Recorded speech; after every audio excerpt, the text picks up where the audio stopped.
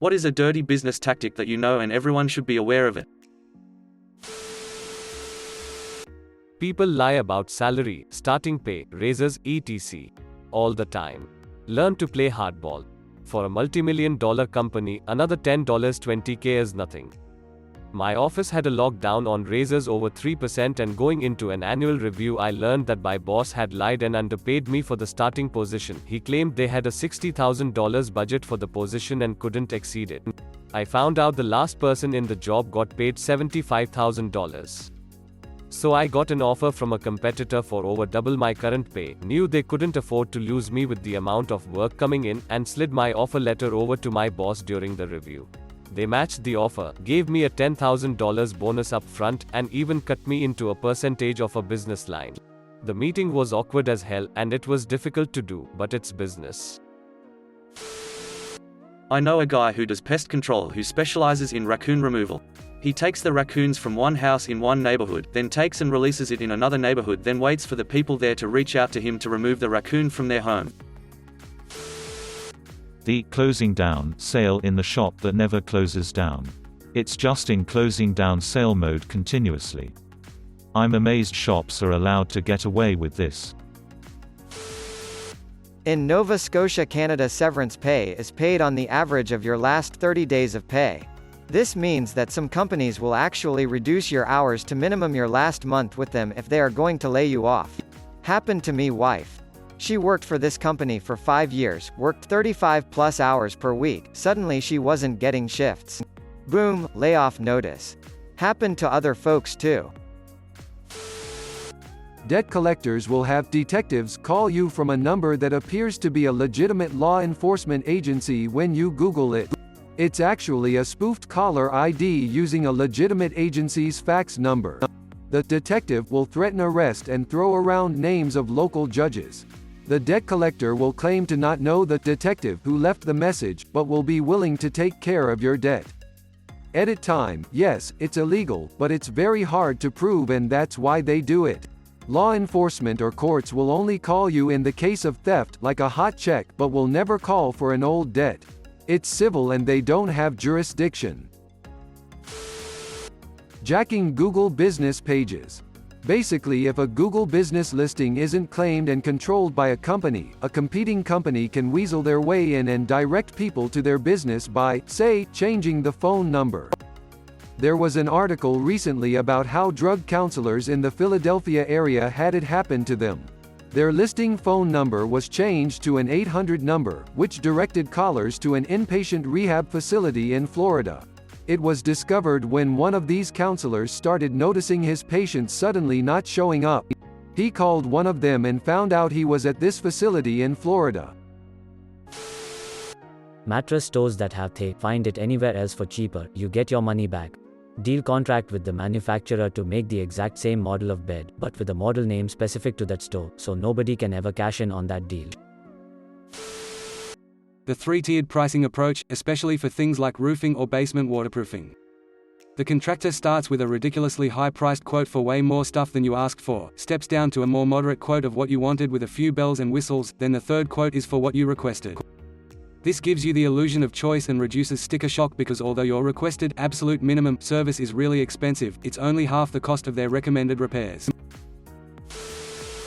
When finding a home for your elderly parents, set up an appointment but come in a few minutes early and say, "Don't ask if you can walk around for a quick look." The receptionist likely won't refuse you, and the salesperson won't be ready for you. These places like to show you only the stuff they want you to see when being led around by a salesperson. Chat with a resident or a staff member, they'll be the most honest with you. Buying tickets online and being charged a convenience fee for the privilege of buying it online. In high-end IT, vendors will often go dark in the months before a service contract renewal or infrastructure refresh is needed. The idea behind this is that the customer is forced to come to them, or they can come to the customer with little enough time to complete the refresh that they are either forced to make a purchase on bad footing for price negotiations or renew service agreements for an additional year at a higher rate while migrating to new gear. At Home Depot and Lowe's there are cacti with plastic flowers glued onto them. Dish Network's door-to-door salesman will tell you that it's fine to use your parents' name and social security number for your account if your credit prevents you from getting service. This is not okay, it's identity theft.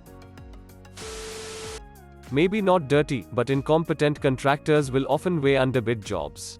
So if you request a bunch of quotes, and all the bids are relatively close except for one that's way lower, there's roughly a 100% chance that guy will screw it up and you'll have a nightmare on your hands. Sometimes you get what you pay for. Also, FWTW, if a bid is high, it probably means they don't want the job. Edit. For everyone asking why you would bid high rather than just reject the job, it's considered unprofessional to just not bid a job.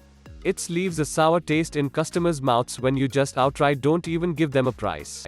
Reasons you don't want the job could include: 1. You're out of manpower and can't staff it. 2. There's something about the job that makes you not want to deal with it. For example, fixing an air conditioning that wasn't installed right means you could be looking at a job that is actually going to take months, still not be right after you're done, and the customer could blame you, not the original contractor. No thanks. 3. Customer is an asshole or difficult in some way. He might have non-asshole friends, however, you don't want him bad-mouthing too. So the goal is don't piss him off, but also try not to work for him either. Edit 2, should have put this in the original comment. Sometimes they will outright steal from you or half do a job, take the money and run. They count on you being either too poor or too passive to take them to court. If you ever get a demonstration of a service from a company, they will always use their very best, most experienced staff, but once you've signed up you might find you've got the dregs that they couldn't foist on anyone else working for you. Always, always, always count every single note when exchanging currency. It's so easy for vendors, particularly smaller ones, to short bills from a stack of 100 or 1000 and claim innocence when, if called out on it. I worked in the collections department of Discover Card for a while. One thing they did, maybe still do, to lure customers to them is offer 0% April for the first year. People would jump on this and transfer all their debt onto their new Discover Card, and then the company would conveniently not send the first month's bill. In the fine print of the agreement, it states that if you miss even one payment in that first year, your April will jump to 29.95%. Half of my calls were to these new customers who would then proceed to throw a fit because they didn't ever get the bill, and I had to explain to them that it was their job to know when the bill was due, and sending one was just a courtesy extended by the company. I hated that job. It ate away at my soul. Fake claims of another house offer with zero contingencies. We were young, first-time home buyers. We found a house that we loved and was in our price range, albeit the high end of our range, but in there, nonetheless. We entered into negotiations with the seller's agent. While my husband and I were thinking the counteroffer over, we received another call from our agent saying the seller's agent received an offer from someone with no contingencies. They could pay cash and sign that day.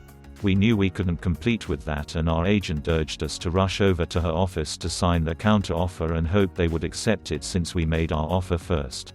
Of course they accepted, because there was no other offer.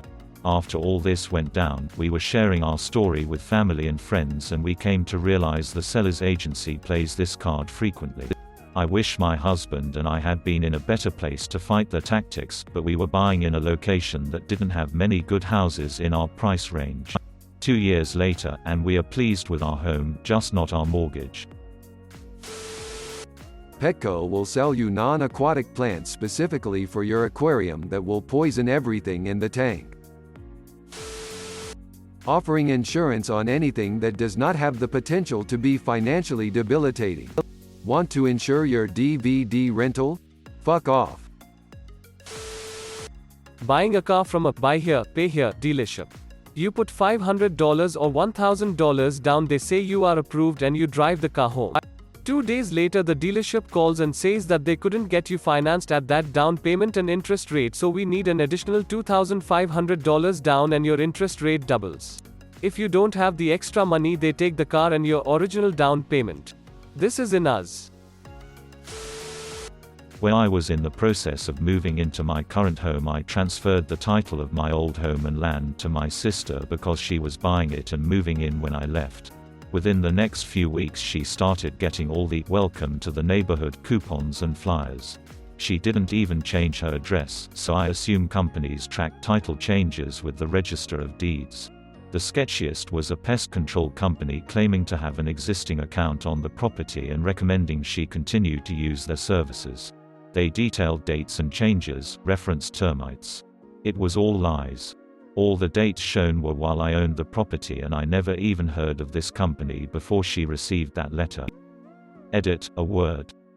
Edit 2, people are prying and I don't want to give too much info, but this took place in North Carolina.